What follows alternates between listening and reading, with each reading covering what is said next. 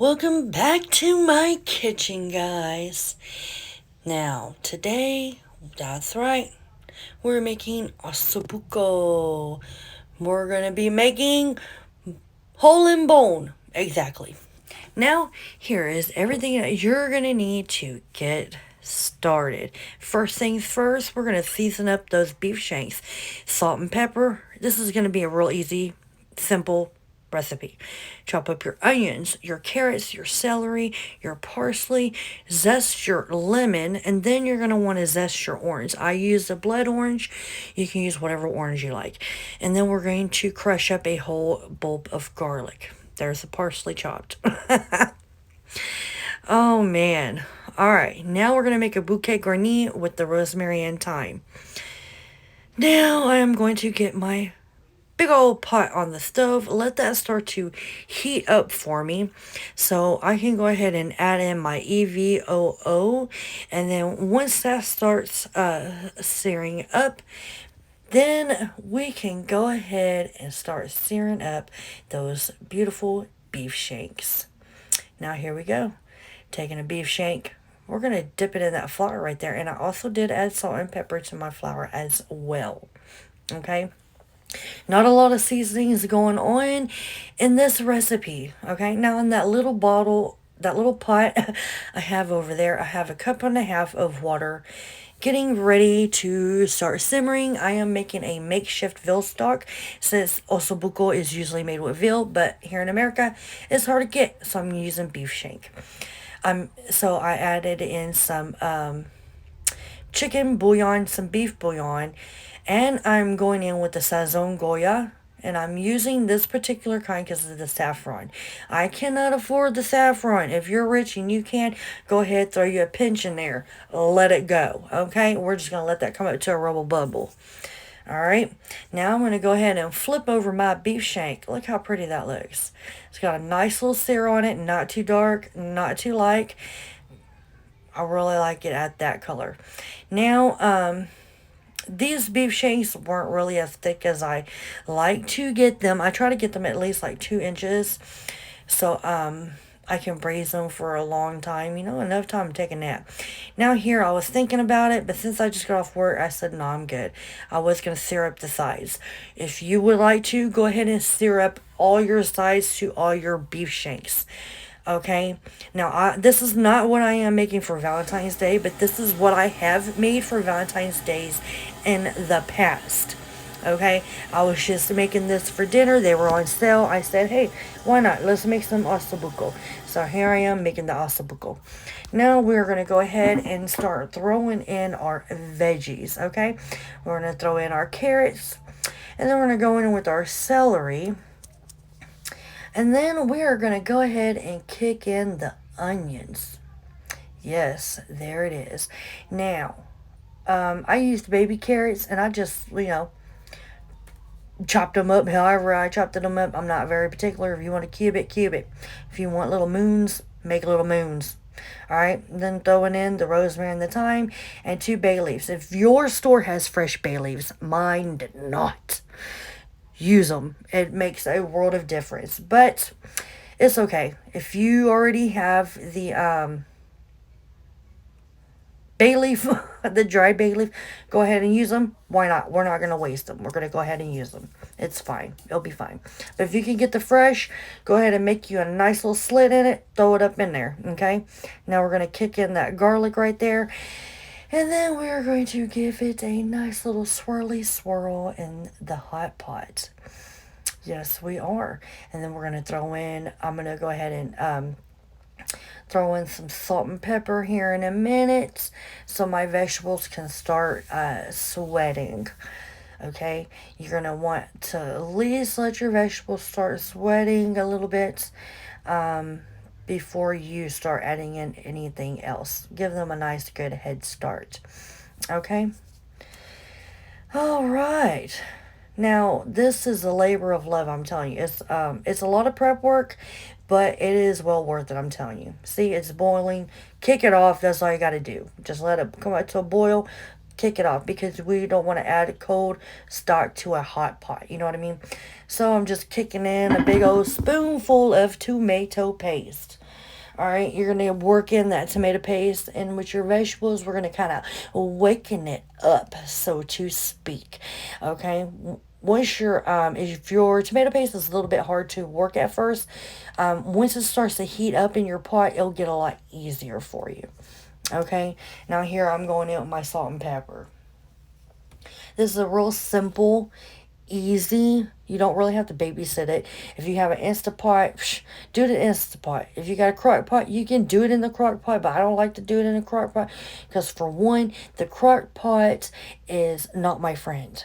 For two, the crock pot mutes a lot of the seasonings, so then you end up having to add more and more and more and more and more. I like to do it the traditional way, the good old fashioned way. Throw that shit on the stove, okay? You ain't gotta watch it. You could go, take your little 15-minute nap, set your alarm, get up, stir it, go take you another nap if you wanted to, sit and relax and watch a football game. I mean, do whatever you need to do. It isn't something that you have to literally watch. You know what I mean? Like, ugh, just, girl. Now, you can use the Instapot if you don't want to have a lot of... if you don't want to just let it cook on a stove all day. But for me, I like the way that it smells at my house, so this is how I'm doing it. Alright, now I'm going in with a tablespoon or so of flour. It's going to help thicken up my sauce, okay? That's all the flour is doing. Now I'm just going to incorporate it into all my vegetables so that flour taste can start to cook out. Because we don't want it to taste floury, okay? We don't. Now, another thing that I tried that was different was the gremmolatta. One of my friends at work said, "Oh, hey, the next time you make osso buco, go ahead and put some olive oil in the gremmolatta." Don't do it. It sucked and did not make for a good presentation. It looked like little boo-boo balls. Don't do it, okay? Going in with a whole bottle of wine. Okay, when you make your gremmolatta, you're going to chop up your parsley, chop up some pine nuts or pistachios, almonds, pecans, whatever you got on hand, okay, or whatever you can afford, really. And zest up your lemon and your orange, mix it all up, okay, put it in a bowl, give it a nice little mixy mix, pick up a handful, put it right over, because this stuff right here is served family style. It is not meant to be like high class, because it's not. It was more like a peasant meal, really. Okay. And I added in my makeshift veal stock, and I'm putting in my crushed tomatoes.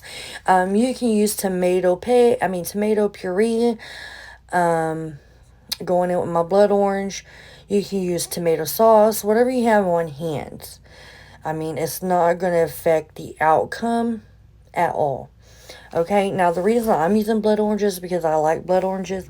If you don't like blood oranges, you can use whatever. I just wouldn't use like any grapefruits or tangerines or anything like that. Now, after we let your sauce mingle, let all of them flavors get to know each other, okay? Take about 15 minutes. Then you're going to put your beef shanks in there, okay? And you're going to let them simmer. I let mine go for 2 hours. I probably could have let it go for an hour and a half because mine were starting to fall apart. But it's all good in the hood, okay? It is all good. Now, what I'm going to do here is pull out all my beef shanks, okay? You see them all on the pot. I'm searching for some more pieces of meat because some of my meat did fall off, but it's okay.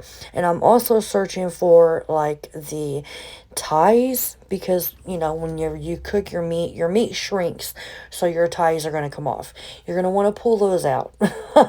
You're going to want to pull those out, but I'm not going to pull out like the rosemary, the thyme, and the bay leaves just yet, because I am going to let this sauce reduce.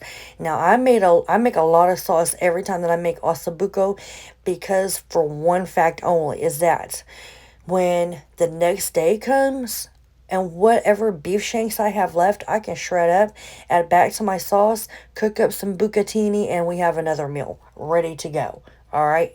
Yes, because I spent all that time doing all that labor of love for this fantastic meal that you bet your darn booties there, sisters and brothers, that I'm going to get another meal out of it. Yeah, you darn tootin'. Now, see, I'm leaving in my rosemary and my thyme. I'm not going to take them out until I'm ready to serve. Look at them. Look at them. Look at it. So pretty. I wish that they were thicker, but it is what it is. Now, I let my sauce reduce for a little bit. Now I'm going in with my immersion blender. The reason I chose to do this because myself and a couple other family members, we don't like a real chunky sauce. I like a smooth sauce. It can have little bits of chunks, but just not like a lot of chunks. I know, we're picky over here. We're picky. But if you like the chunks, by all means, you can skip that step. Okay? Now I'm just looking at the consistency. What I'm really trying to do is let my husband know that there ain't no carrots up in here, okay? That's what I'm really trying to do. I'm trying to make sure that he ain't gonna notice no darn carrots. Now see how far I took it? Now you do not want to scrape your pot.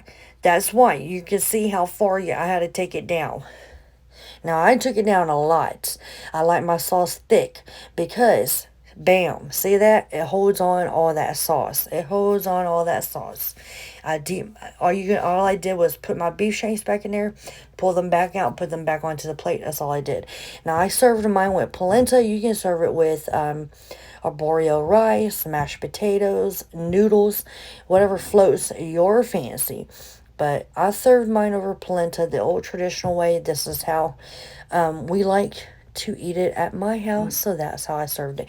Now, see them little doo-doo balls? Yeah. Do not add the olive oil to your gremmolatta, because that's what happened. I was not happy at all. What I should have did is just took half of my stash and put it on a different bowl and see how it was going to do, first of all. Now, see, it didn't take no force at all for that meat to come off. And it was so, so good. All right, guys. Y'all know what to do. All right, you know what to do. I say it in every video. If you liked my video, give it a thumbs up. All right, subscribe to my channel. It's free. We make all kinds of crap over here. I'm about to start a series. Stuff that I've never cooked for my husband before because I found I never made him fried cod. That's going to be up in a little bit. Bye, y'all.